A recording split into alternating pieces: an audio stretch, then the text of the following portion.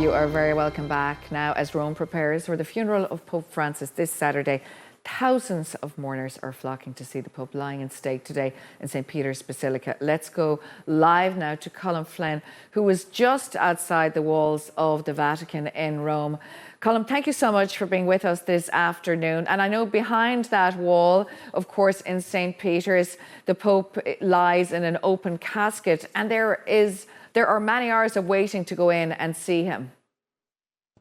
Yeah, it's expected that if you're going to queue to see the Pope lying in state in St. Peter's Basilica, as you rightly said, just behind that wall, you're going to be queuing for around 4 to 5 hours. And we expect those queues to become even longer throughout the week as more pilgrims arrive here in the Eternal City. Because, of course, since this really sad news broke on Monday morning that the Pope had passed away, 7:35 a.m. local Rome time, people have been trying to make it to Rome from all over the world. And, of course, remember, not just the faithful and Catholics who want to pay their last respects to the Holy Father, but also to the priests and the bishops and the sisters, and of course, most importantly, to the cardinals who are coming for the funeral and the upcoming conclave. Colm, when we spoke to you last Thursday live on the show, and we were all hoping to see the Pope on Sunday, and the joy that everyone experienced seeing him there, and then what a difference a day can make. You know, you're absolutely right, Dahi, because when we were talking last week, it was during Holy Week, which is the most important time for not just Catholics, but Christians right around the world. And the big thing that we were asking was, will we get a glimpse of Pope Francis? Because we knew that he was too unwell to preside over the main liturgical events. But sure enough, our wish was granted when just after the beautiful Easter Sunday Mass in St. Peter's Basilica, again right behind that wall, Pope Francis emerged on the balcony at the very front of the Basilica. So you can imagine, guys, the euphoria in the crowd. There was 35,000 pilgrims there. The altar was covered in beautiful flowers from the Netherlands. The Swiss Guard were marching through. It was such a bright and beautiful, joyous day. And that same square I walked through the following evening, just 24 hours later. It was dark, it was somber, and there were huge screens, and they displayed in it the news that Pope Francis had passed away. And there must be a real somber mood all over Rome this afternoon, because hundreds of thousands of people probably will come to the city, as you said, even if they don't get in to St. Peter's Basilica to see the Pope lying in state. And that will go on until Friday. What are the preparations after then, Colm? Well, then, really, we're into the papal funeral, which is such a huge event because, remember, not only is Pope Francis the head of 1.4 billion people spiritually around the world as head of the Catholic Church, but technically he's also a world leader as in head of state, because Vatican City State is an independent nation. So because of that, you will have world leaders, kings, queens, prime ministers and presidents coming in from across the globe. And I was talking to someone who works in the Swiss Guard, and you can imagine the security and logistical nightmare that this is, because when they arrive in the airport in Rome, they're escorted and they're looked after by the Italian police and military. But as soon as they make it to the gates of St. Peter's, then it's over to the Vatican police and the Swiss Guard to protect these people. So there will just be huge crowds here. Already they're putting up large screens around the Vatican and the streets, huge speakers, so the crowds who can't get in can still watch it and follow along.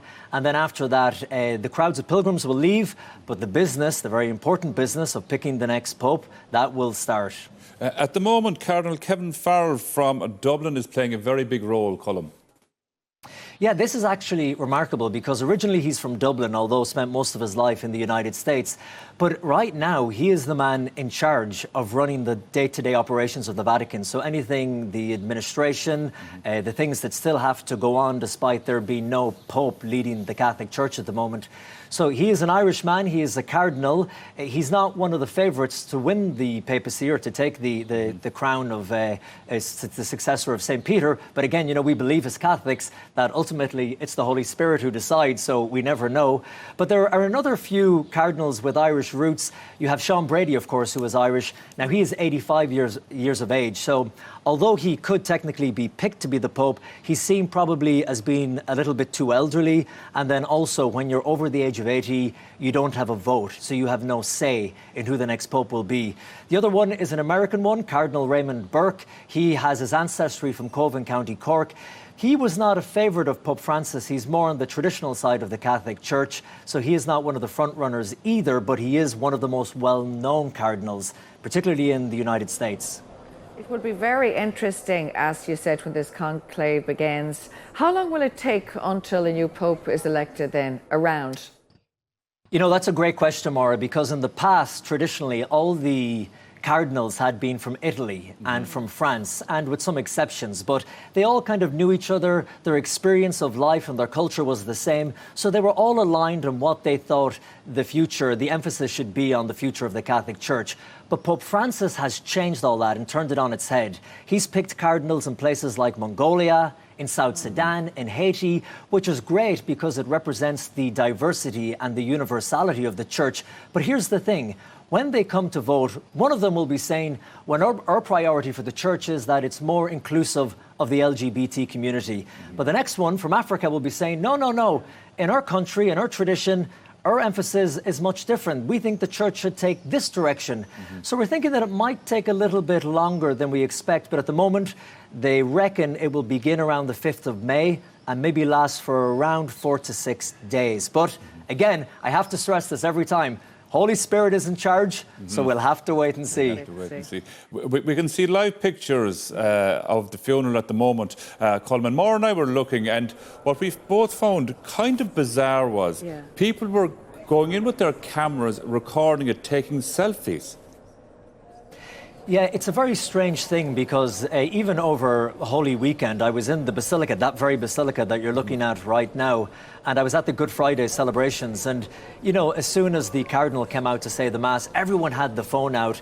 And it's kind of a mix of the excitement of being there inside the Basilica and having one last glimpse of the Holy Father, albeit that he's lying in state. But I think that we've seen a little bit less of that, whether that's the Vatican Swiss Guard, or the officials there telling them, you know, to show a little bit more respect and to put the phones down. I'm not too sure. But, you know, this is the day and age that we live in. Even Pope Francis, actually, as I travelled with him around the world, I saw people taking selfie after selfie after selfie with him. And at one stage, he was nicknamed by the New York Times as the Selfie Pope.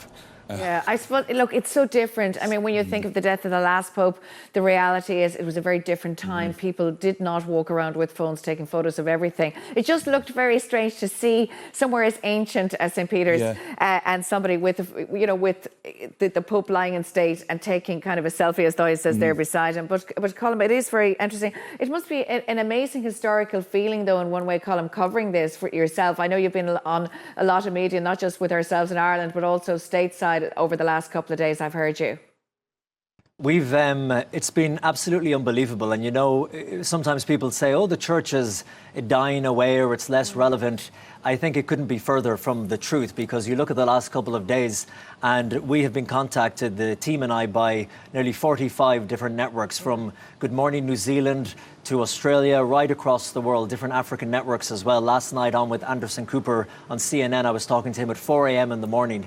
So the thing about that is, and you know, you compare it to the last funeral of Pope Benedict XVI, he died, remember, as a retired Pope. Right. But Pope Francis was someone who not only spoke to Catholics, but he spoke to people of other religions as well, and people of no faith. Because although he wasn't maybe perhaps a great theologian and a great thinker, he was a man about gestures. So he knew when to stop the Pope-mobile to embrace a sick child. He knew when to wash the feet of a prisoner, even female prisoners. And because there were no words, these were powerful images, well, that meant that they went viral and they spread to countries where English wasn't the first language. And they made it onto television and onto social media. So he really became a pope for all people, which is why there is such a global interest now in his passing. Yeah, you're absolutely right about that. Colm, thank you so much again for joining us and updating us from Rome. My pleasure. Thank you so much, guys, and we'll talk again soon. Le Colm of Day.